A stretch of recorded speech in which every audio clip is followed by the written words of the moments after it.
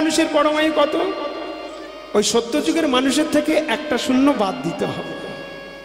1 লক্ষ বৎসর যদি সত্যযুগের মানুষের পরমায়ু হয়, তাহলে ত্রেতা যুগের মানুষের ওই 1 লক্ষ থেকে একটা শূন্য বাদ দিলে 10,000 বৎসর।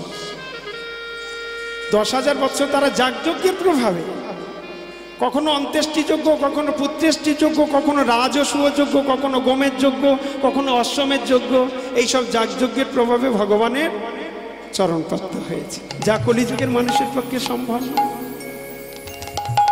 দাপর যুগের মানুষের পরমায়ু কত? ওই ত্রেতা যুগের মানুষের থেকে একটা শূন্য বাদ, 10,000 থেকে একটা শূন্য বাদ গেলে 100, হাজার হাজার, 1,000, 10,000 থেকে একটা শূন্য বাদ গেলে 1,000। 1,000 বৎসর ধরে তারা ভক্তি সহযোগে পূজা অর্চনার দ্বারা ভগবানের চরণ লাভ করেছেন, যা কলিযুগের মানুষের পক্ষে সম্ভব নয়। কলিযুগের মানুষের পরমায়ু ওই 1,000 থেকে একটা শূন্য বাদ গেলে 100 বৎসর।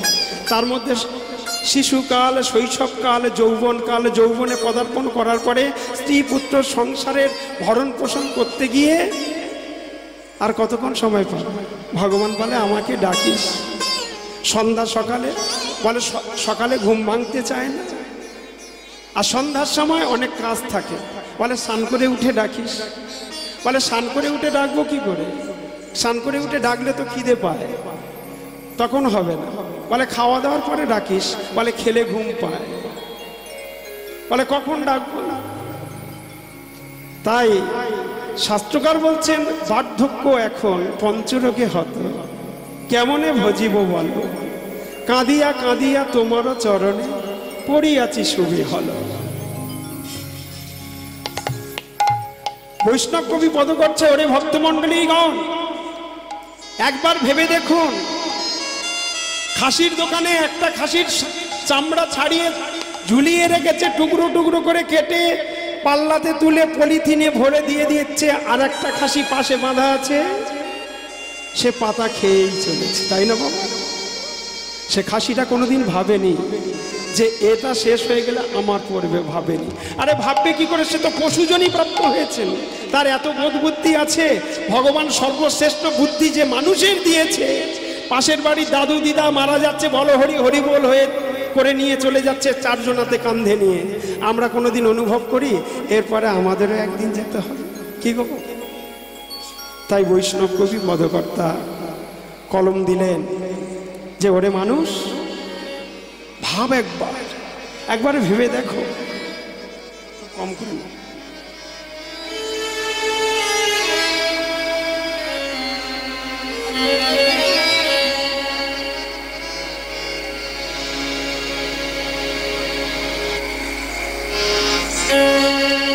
ভক্তমণ্ডলী,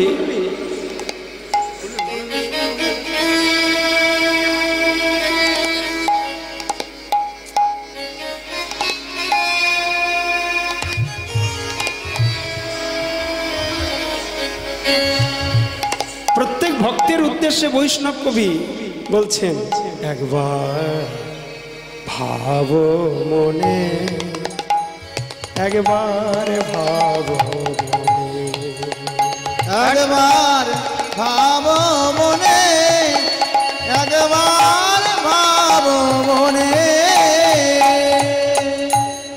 আশা বসে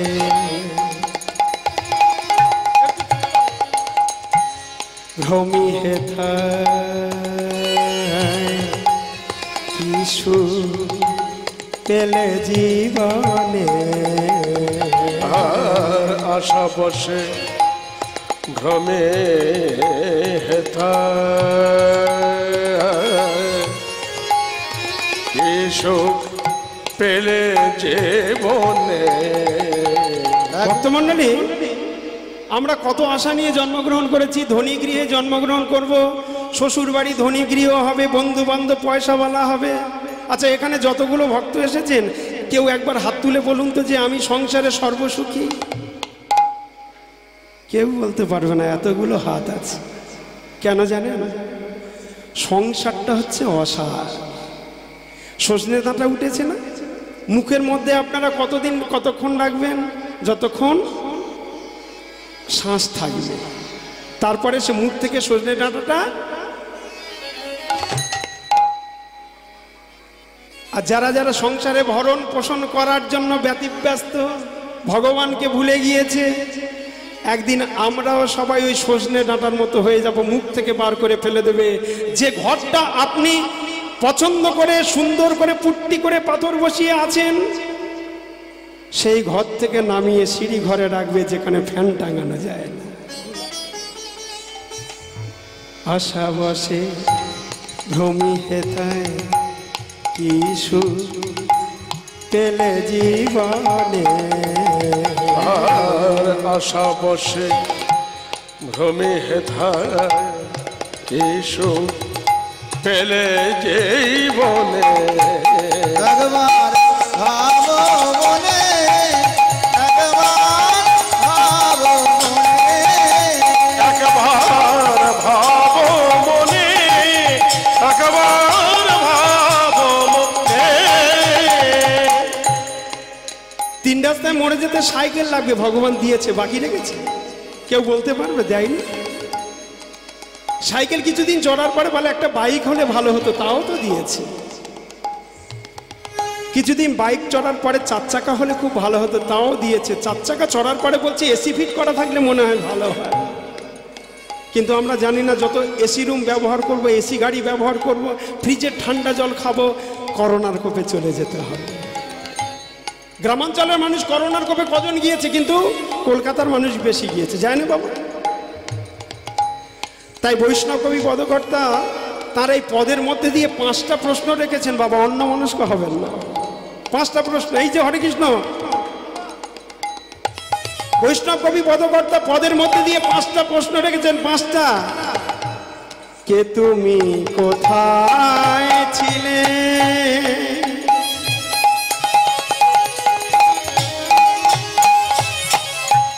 কি করিতে হেথায় এলে। কে তুমি বলো বলো কে,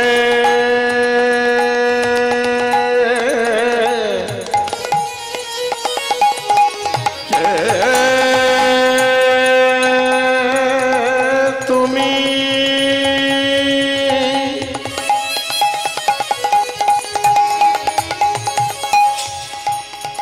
বলো কে তুমি,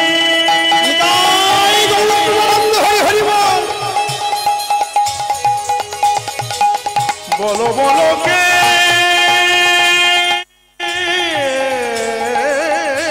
তুমি,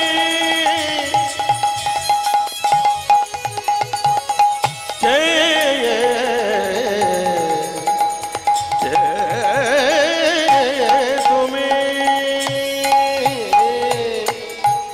কে তুমি কোথায় ছিলে,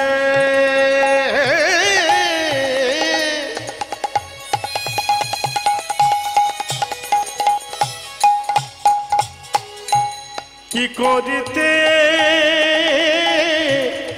হেথায় এলে।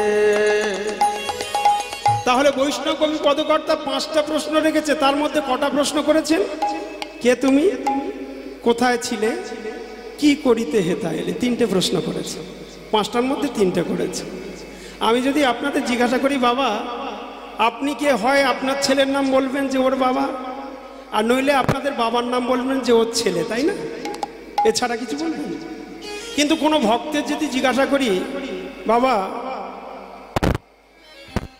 আপনি কে, তখন তিনি বলবেন জীবের স্বরূপ হয় কৃষ্ণের নিত্য দাস। আমি যদি আপনার বাড়ির চাকর হই, তাহলে আপনার বাড়িতে আমি ছিলাম। সহজ প্রশ্ন। হনুমান সদা সর্বদা রামের চরণ প্রান্তে থাকতেন, তিনি প্রভু রামচন্দ্রের দাস। আর আমি যদি কৃষ্ণের দাস হই, তাহলে কৃষ্ণের কাছে ছিলাম। কৃষ্ণ কোথায় থাকে? গোলক বৃন্দাবনে। 2টো প্রশ্নের উত্তর হয়ে গেল। কে তুমি? কৃষ্ণের দাস। কোথায় ছিলে? গোলক বৃন্দাবনে। কি করিতে হেতা এলে? চটি বইয়ে লেখা আছে, কৃষ্ণের অষ্টতর শতনামে লেখা আছে, কৃষ্ণ ভজিবার তরে সংসারে আইলে, তাই না? তাহলে এই তো তিনটে প্রশ্নের উত্তর হয়ে গেল। কে তুমি, কোথায় ছিলে, কি করিতে হেতা এলে? কি করিতে হেতা এলে? না, সদ্গুরুচরণ আশ্রয় করে ভগবানের সাধন ভজন করার জন্য। শুধু গাধার মতো পরিশ্রম করে ব্যাংকে টাকা রেখে ঘরবাড়ি করে আত্মীয় স্বজনের বাড়ি যাওয়া আসা করা, এটা কিন্তু প্রকৃত মানুষের সফলতা নয়। সফলতা কোথায়? সদ্গুরু চরণ আশ্রয় করে ভগবানের সাধন ভজন করা। এই ভারতবর্ষ হচ্ছে তপস্যার দেশ, আর অন্য কোথাও এমন সুযোগ নেই তপস্যা করার মতো, কিন্তু আমরা অবহেলা করে দিন কাটিয়ে দিচ্ছি। কে তুমি, কোথায় ছিলে, কি করিতে হেতা এলে? তারপরের লাইনে বলছে, কি বা কাজ করে গেলে, কি বা কাজ করে গেলে, তুমি কি বা কাজ করে গেলে, কি বা কাজ করে গেলে। ভক্তমণ্ডলী, আমি যদি আপনাদের বলি কি কাজ করেছেন আপনারা, আপনারা বলবেন কেন? 3-4 তলা পাকা বাড়ি করেছি। কত? 10x12, 11x13 ঘর করেছি, তাই না? কলিযুগের মানুষ দেনা করুক আর সুদ করুক, ঘর বাঁধার জন্য ব্যতিব্যস্ত। ভাগবতে বলা আছে, সদা সর্বদা ঘর বাঁধার জন্য ব্যস্ত। আমি যদি বলি আপনি 3 তলা পাকা বাড়ি বানিয়েছেন, 10x12, 11x13 ভগবানের জন্য কি করেছে? আমরা উত্তর দিতে পারবো তো? যদি আমরা বলি যে ভগবানের জন্য আপনারা কি করেছেন, উত্তর দিতে পারবো? পারবো না। বলে হ্যাঁ পারবো। মিস্ত্রি ডেকে এনে ঈশান কোণে একটা পায়রার খোপের মতো খোপ তৈরি করেছি, তাতে 12 রকমের ঠাকুর গুজে গুজে রেখেছি, তাতে আবার কাদার তাল, তাতে আবার ঘট বসানো আছে, তাতে পঞ্চপল্লব দেওয়া আছে, তার উপরে 100টা আতপ চাল দেওয়া আছে, তার উপরে একটা সশিব ডাব আছে। মায়েদের একটা ছোট্ট রান্নাঘর বানিয়ে দিয়ে দেখেন না, বলে কি করেছো? এখানে খুন্তি নাড়া যাচ্ছে না, জ্বালান রাখা যায় না, সবজি আমান্য করে রাখা যায় না। আচ্ছা, মায়েদের এত বড় রান্নাঘর বেঁধে তবু যদি শুনতে হয়, আর ঈশান কোণে পায়রার খোপের মতো খোপ করে 12 রকমের ঠাকুর গুঁজে ঘট, কাদা, পঞ্চপল্লব এগুলো রাখলে ভগবান কি সেখানে থাকবে? তার ভয় নেই? নাকে মুখে চোখে ডাবের শীষ ঢুকে যাওয়া, সেখানে থাকবেন? আর কি থাকার জায়গা নেই? কলিযুগের এই ঘর বাঁধাবাঁধি দেখে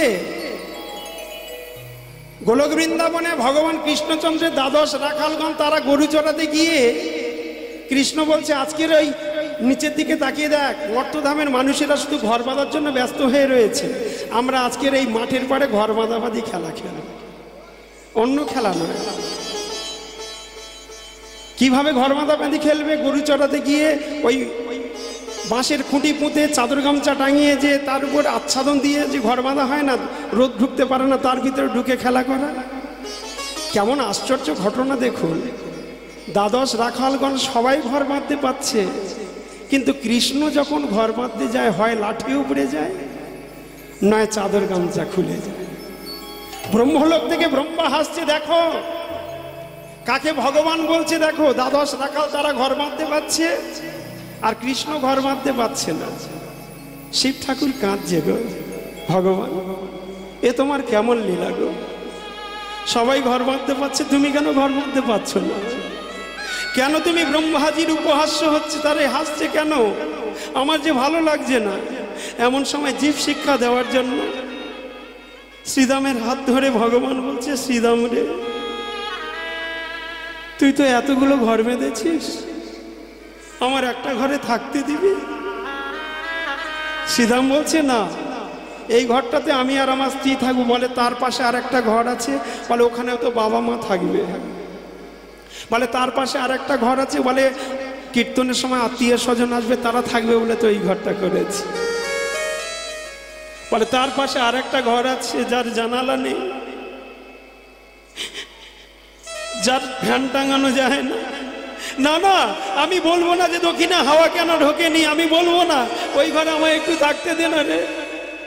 বলে তোর কি মাথা খারাপ হয়েছে? তেলের ব্যারেল, আলুর বস্তা, ধান চাল কোথায় রাখবো? ওইটা তো এগুলো রাখার জন্য করেছি, তোর থাকার যাওয়ার জায়গা নেই। শ্রীদামের কাছে হাত জোড়ে অনুনয় বিনয় করে বলল যখন, কোনো ঘরে তার জায়গা হলো না। স্বয়ং ভগবান মধুমঙ্গলের কাছে গিয়ে বলছে, মধুমঙ্গল রে, শ্রীদাম তো আমার কোনো ঘরে থাকতে দিল না, তুই আমার একটা ঘরে থাকতে দিবি? মধুমঙ্গল ওই একই কথা বলছে। দ্বাদশ রাখালগঞ্জ যখন ভগবানের থাকার মতো ব্যবস্থা করে, ভগবান বাচ্চা ছেলে তো, 8 বছর 6 মাস বয়স, লাঠি মেরে মেরে সেই দ্বাদশ রাখালগঞ্জ যে ঘরগুলো বেঁধেছিল ভেঙে ফেলে দিয়েছে। যখনই ভেঙে ফেলে দিয়েছে, দ্বাদশ রাখালগঞ্জ লাঠি নিয়ে ছুটে এসে দেয়, কানাইয়া তুই তোর কৃতকর্মের ফলে ঘর বাঁধতে পারিসনি, তাই বলে আমাদের বাঁধা ঘর কেন ভাঙলি? কেন ভাঙলি? ব্রহ্মা তো আরো হাসছে। শিব ঠাকুর বলছে, ভগবানী তুমি কি করছো? ভক্তমণ্ডলী, সেদিনে দ্বাদশ রাখাল ভগবানের দিকে লাঠি তুলেছিল বলে আজ এখন আমাদের কৃতকর্মের ফল আমাদের যে ভোগ করতে হবে সে কথা ভুলে গেছি। পূর্বজন্মে যেমন কর্ম করেছি তেমন ফল ভোগ করতে হবে। যদি বাড়িতে কোনো আপদ বিপদ আসে, আমরা ভগবানের দিকে আঙুল বাড়াই না, একদম ঠাকুর ঘরে ঢুকবে না।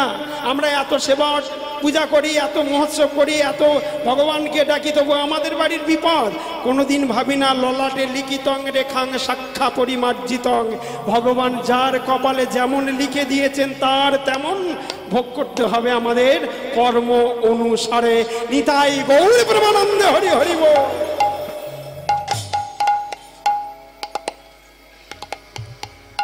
ভগবান কৃষ্ণচন্দ্র বলছেন, আরো একটা কথা বলে যাই ভক্তমণ্ডলী, আমার সন্তান হয়েছে, আমার বাচ্চা হয়েছে, আমি ঠিক সময় মতো টিভি দেখবো, বাজারে যাব, সময় মতো সমস্ত কর্ম করব, 3 বার খাবো, আর ভগবান উপোস হয়ে থাকবে। এটা কোন শাস্ত্রের কথা? শাস্ত্রে বলা আছে যার বাচ্চা হয়েছে একমাত্র অসৌচ পালন করবে, সেই বাকি সদস্যগুলো ভগবানের সেবা পূজা করতে পারবে। আমরা সেটা মানি না। কোনো রকমের একটা অজুহাত আসলে হলো।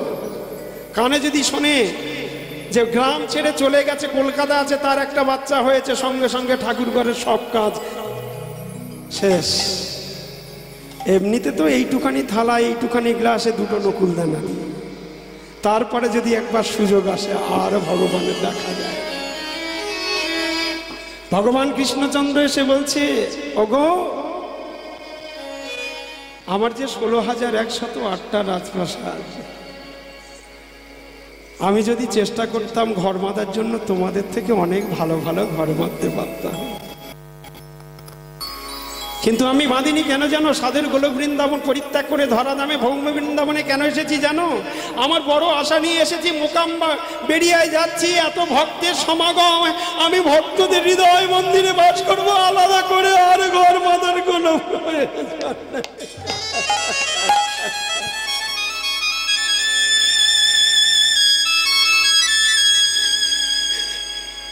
এতগুলো ভক্তের হৃদয় মন্দির থাকতে কি আমার থাকার অভাব আছে?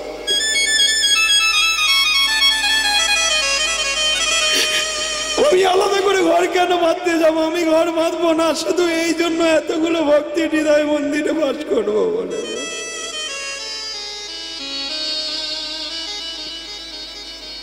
কিন্তু তোমরা বিশ্বাস করো, আমার জানা ছিল না তোমাদের হৃদয় মাঝে সবার জন্য জায়গা আছে। স্ত্রী, পুত্র, স্বামী, সংসার, আত্মীয় স্বজন, বন্ধু বান্ধব, ধানের বস্তা, আলুর বস্তা, কিন্তু আমার জন্য কণিকা মাত্র জায়গা নেই, আমার জানা ছিল না। মন লাগু রে,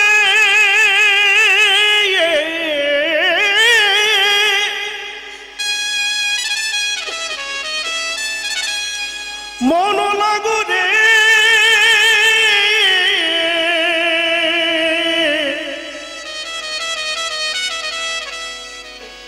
তুহার চরণে মন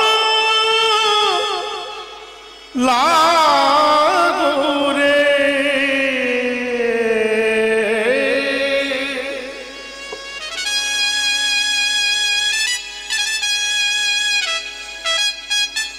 আমি যদি জানতাম তাহলে আসতাম না সাধের গোলক বৃন্দাবন পরিত্যাগ করে।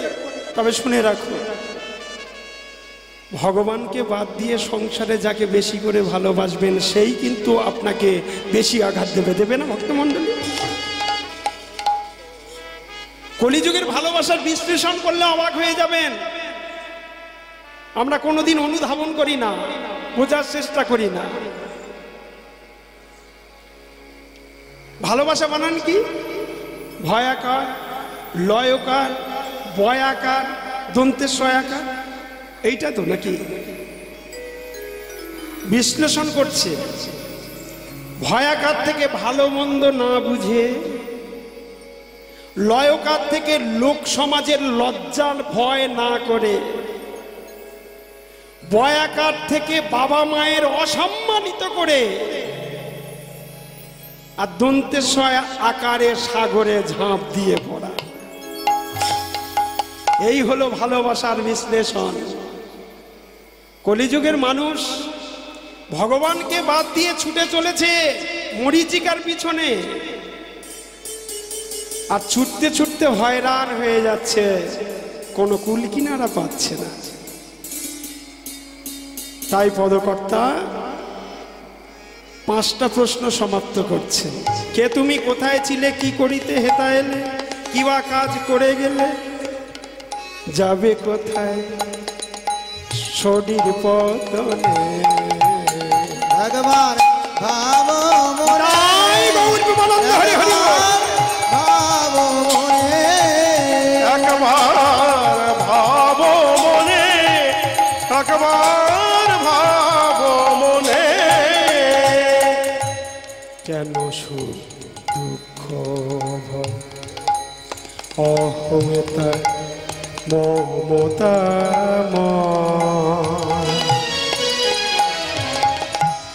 তুচ্ছ জয় পরাজয় ক্রোধী বিষাদে অন্য জয়। কেন সুখ দুঃখ ভয় অহংতা মমতা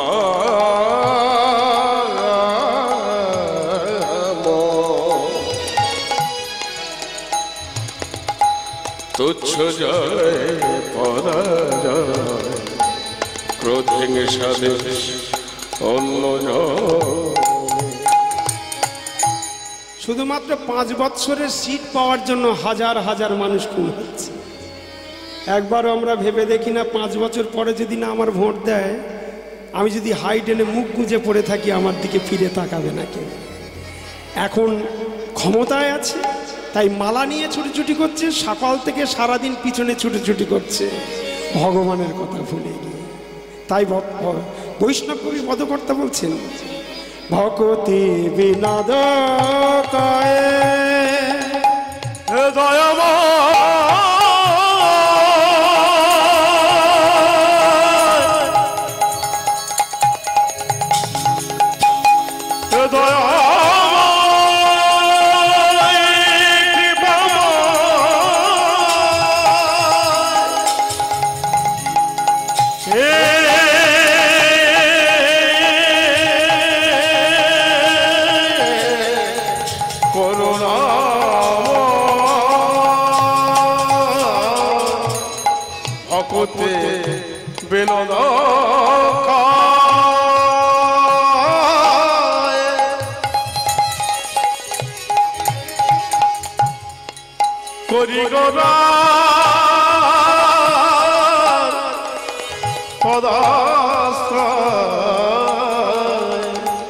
চিদানন্দ রসময় চিদানন্দ রসময় চিদানন্দ।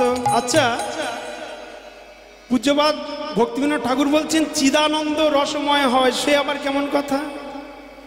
এটা একটা নতুন কথা নয়। শাস্ত্র বলছেন দীক্ষাকালে শিষ্য করে আত্মসমর্পণ, সেই কালে কৃষ্ণ তারে করে আত্মসম, সেই দেহ করে তার চিদানন্দময়, অপ্রাকৃত দেহে কৃষ্ণের চরণ বাজায়। আচ্ছা ভক্তমণ্ডলী, আমার এই মায়েদের বলছি, আপনারা তো সেই যেখান থেকে জ্ঞান হয়েছে আপনারা শুধু নিজেদের জন্য রান্না করছেন, ভগবানের জন্য কোনোদিন রান্না করেছেন? একাদশী কে কে করেন একবার হাত তুলে দেখান তো দেখি। একাদশী, বাহ, এর পরে জন্মে যদি মনুষ্যকুলে আমার জন্ম হয় যেন আপনাদের মতো মায়ের গর্ভে আসতে পারি।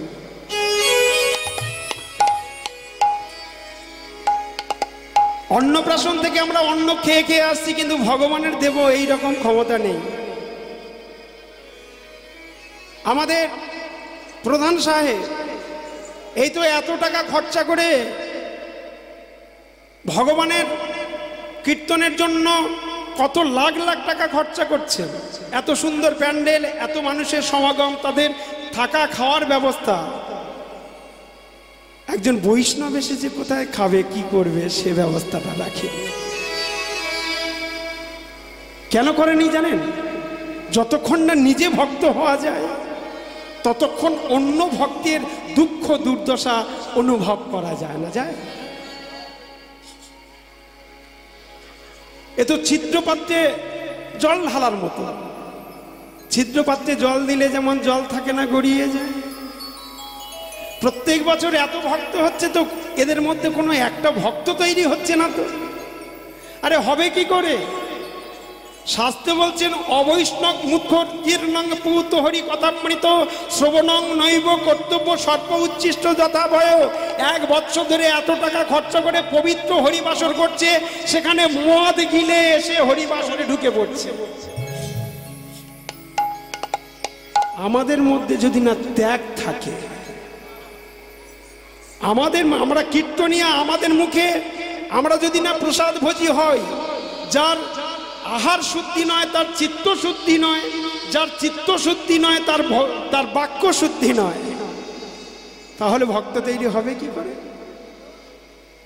প্রধান সাহেব এত কষ্ট করে এত সুন্দর হরিবাসর করেছে, আর যেসব কিছু কিছু, সবার কথা বলছি না, কিছু কিছু আমাদের মতো কীর্তনিয়ারা আছে, তারা অখাদ্য কুখাদ্য খেয়ে হরিবাসরে ঠেলে উঠছে, সেখানে ভালো ফল পাবে কি করে? ছোট্ট একটা কথা বলছি বাবা, আপনার বাড়িতে কার্তিক মাসে ভাগবত পাঠ হয়, আমার এই বাবা ভাগবত পাঠে যায়, আপনার বাড়িতে কথা হয়েছে, আপনার সঙ্গে দফা হয়েছে, কিন্তু ভাগবত পাঠে কোনো রফা দফা চলে না। কথা হয়েছে যে 1 মাস ভাগবত পাঠ করবে, 3000 টাকা দেবে। আপনি পাঠ করাচ্ছেন, ঠিক আছে দেবো, আর এতগুলো ভক্ত 2-4 টাকা করে দিলে অনেক পয়সা, চাল পয়সা হয়ে যাবে। কথা দিয়েছেন, হ্যাঁ হবে। 15 দিন পর ভাগবত পাঠ করার পরে আমার বাবা জিজ্ঞাসা করছে, আচ্ছা পাঠক মশাই, 15 দিন তো ভাগবত পাঠ করলেন, আমার কৃপা হচ্ছে তো? বলতে পারবেন তো? তিনি তো মাথা নিচু করে আছেন। ভাগবত পাঠ হচ্ছে, 15 দিন পর ভাগবত পাঠ করার পরে জিজ্ঞাসা করছে কর্তৃপক্ষ যে আমার কৃপা হচ্ছে তো? তিনি বলতে পারছেন না। বলে তখন কর্তৃপক্ষ বলছে, আপনাকে 3000 টাকা দিয়ে রেখেছি, আপনি ভাগবত পাঠ করতে এসেছেন, আমার কৃপা হচ্ছে কিনা আপনি বলতে পারবেন না। 3 দিন সময় দিলাম, 3 দিন। আপনি যদি ঠিক ঠিক বলতে পারেন তাহলে ব্যাসাসনে বসবেন, নইলে আর বসবেন না। পাঠক মশাই বাড়িতে চলে গিয়েছে, গিয়ে খাওয়া দাওয়া বন্ধ হয়ে গেছে, স্নান খাওয়া বন্ধ। 12 বছরের একটা ছেলে ছিল, সে জিজ্ঞাসা করছে, বাবা তোমার কি হয়েছে গো? তোমার কি কোনো রোগ হয়েছে? খাচ্ছ না, যাচ্ছ না, সব চিন্তায়